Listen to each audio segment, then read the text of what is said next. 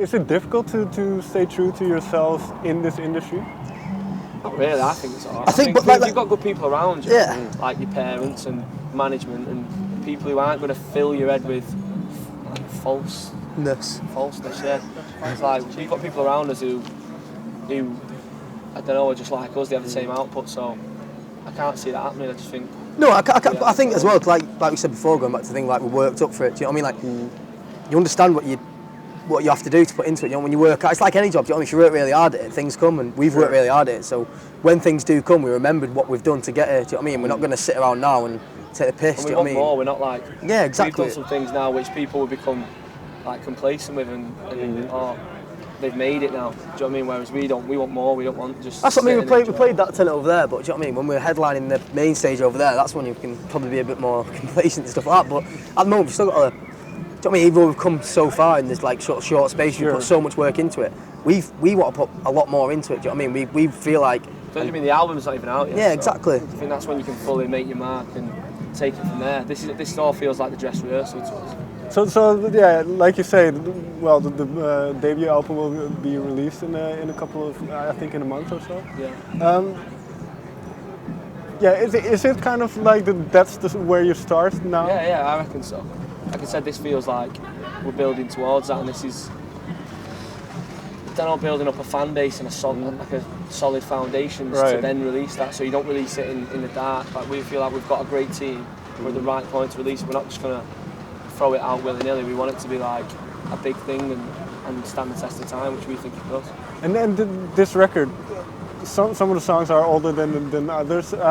What time span were they written in? Some of the first singles, like Blows on there, which is like our first single, and that was one of the first songs we had proper. That's like 3 years old, that song, so that's the oldest one, and then you've got a new one like Getaway, which was the last one written for the album, and that was done in January. Okay. So you can see the time span, but a lot of them singles we were building up before we even had a record deal, so we didn't know they were going to go towards an album. We just was putting out singles to just generate a buzz about us, and it just so happens we've put some of them on the album. So them ones that have been done from like 2014 to like August 2015, they were like done before we had a deal, and then when we've gone in to do the album from like September to January, that feels like when we recorded the rest, like the album sort of thing, but we did about 6 or 7 tunes. Okay. So do you know what I mean? So that's the kind of... So that's quite interesting, that a song as that can be 3 years old still ends up there. So what was the criteria? What were you looking for to put on there? I don't think we really had like criteria. Tom was writing songs and we had got a catalogue of loads of songs. That's why we released so many EPs with so many different songs in it. But I think it was more songs that, again, going back to the thing of us being true to ourselves, do you know what I mean? Songs that we enjoyed and we wanted to be on the album. Do you know what I mean? We didn't let someone else sort of come in and go, this. Do you know what I mean? We was like, no, we want this. We didn't have a strict set, which kind of made it better. Do you know what I mean? We didn't we didn't have our hopes set on certain songs being on the album. We just felt, when you kind of know when a song's strong, and you've got other people's opinions, it's not just you. You have outside opinions and like James Skelly and stuff like that. So we knew we had like good people's opinions around us. So I was coming, the way we did it, because we recorded, because we was on tour all the time, we had to do like 4 days in September, 4 days in October, 4 days in November, December, and in between sessions I'd write new songs. Okay.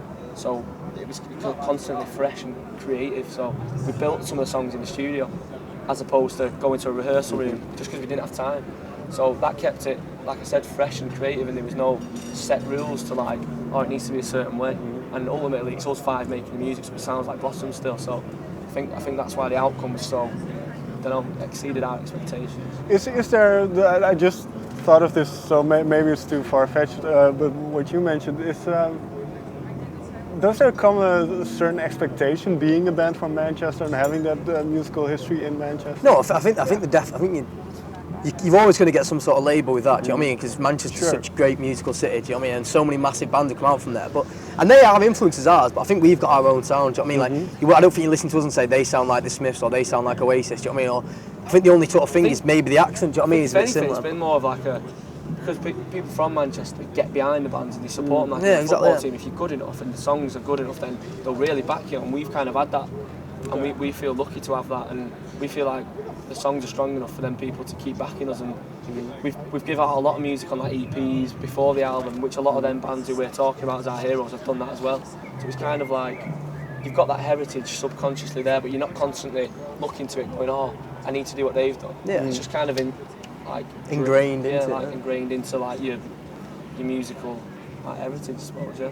I don't think we've never ever like sat down and said we need to sound like this or we need to do what they've done. Do you know what I mean? That just, like Tom said, sort of either comes naturally or we just don't think about it. Do you know what I mean? Like just because where we're from doesn't sort of, like if we could be from anywhere. Do you know what I mean? We're still making the same music because we're the same group of lads.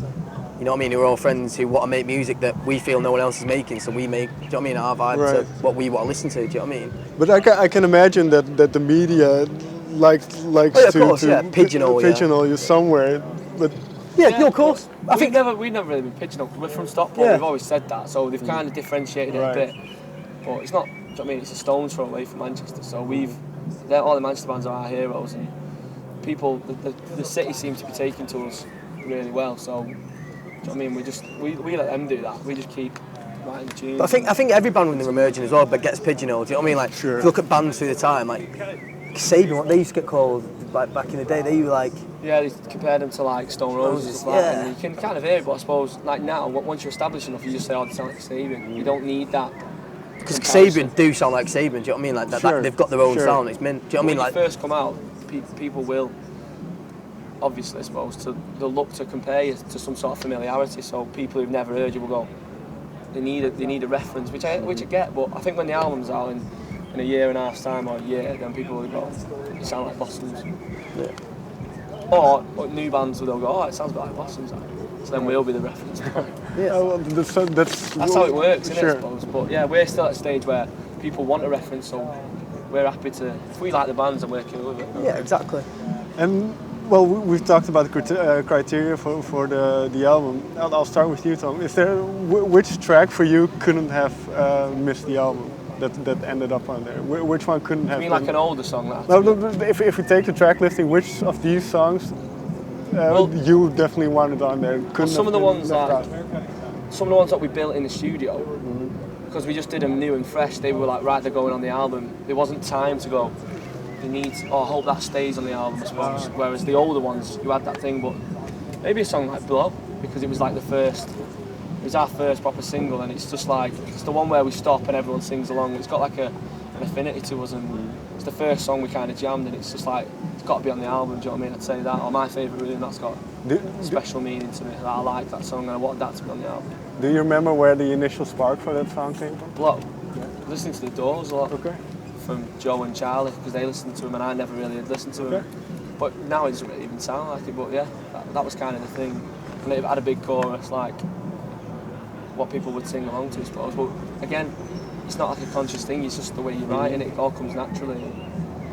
And now the reaction it gets is like, yeah, it's cool, we love it. And then Joe, for you, what for you is the song that couldn't have been left out? Charlemagne for me. Because I think when Tom brought Charlemagne to us and we all like sort of jammed it the first time, do you know what I mean? That was like the first time where I've been like, wow, do you know what I mean? Like, this is like a really good song, and it's like sort of like next level in like the way we moulded ourselves. Do you know what I mean? Like that sort of sound. Like I think all the songs written after that are sort of like that vein of. Yeah. Do you know what I mean? It's like a breakthrough in our natural evolution. In our sonic sound, yeah. Do you know what I mean? Like, and so that to me was like a massive song. And so did after that track, did the other ones that you wrote, did they start to gravitate a little bit towards it? Yeah, probably, but like I said, naturally. It wasn't like I must write like this. It was just that was where I was at the time. And I even think that all of us were buzzed off it that much. I think all of us, do you know what I mean? All of us loved that sort of sound so much. It was like, this is what we've been doing. Sound. Yeah, that's just what we naturally evolved into. So yeah.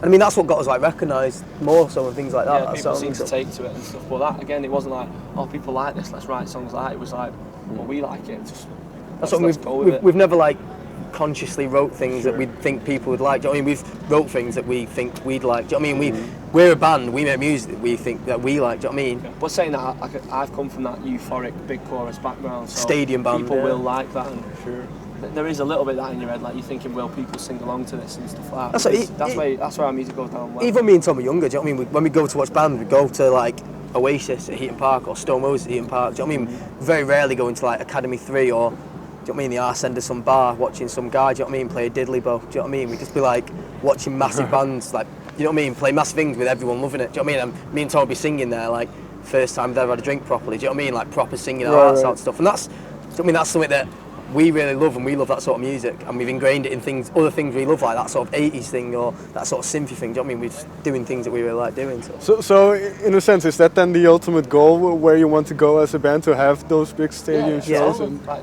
I think you're daft to not want that, and that's all we know, because the bands we love are at that stage. So like we supported the Stone Roses the other week at, you know what I mean, Etihad Stadium, and that was just like amazing, wasn't it? Do you know what I mean? Then we watched them afterwards, and we just sat there just like, how could you not want this? Do you know what I mean? How could you not want everyone just singing your song, absolutely loving every moment of it? Do you know what I mean? It's like, probably, even at the stages we've been at now, that's been like one of the best feelings, especially like at the end of Blow where everyone's singing. Like, to have that in a massive stadium with 60,000 people, it's fucking meant. Sorry, I just see Miles floating about. Finally, then one last question, and you can go. What was the best gig you saw together? We saw together. Yeah.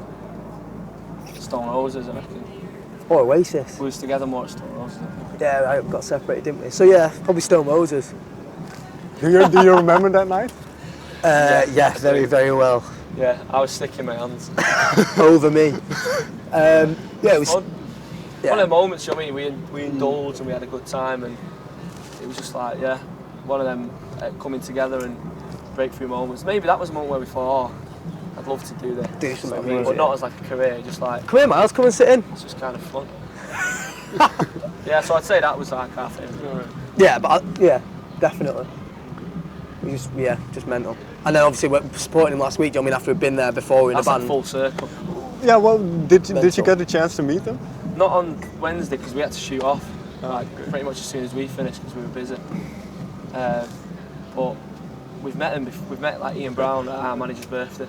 And Manny. Yeah, and he was dead nice. He knew who he was, and it was kind of surreal. And Very one of the surreal. moments where you're like, what's going on here? Even their new stuff, do you know what I mean? They're releasing really good music. You can tell they're releasing music now, not just for the sake of releasing music because there's a group of mates who want to make music, do you know what I mean? That's why I buzz off at the moment. Like, love that. It's really good and very positive. It's a beautiful thing. Hey! Very. I want to thank you very much for your time. No, thanks Cheers, so much mate. for the interview.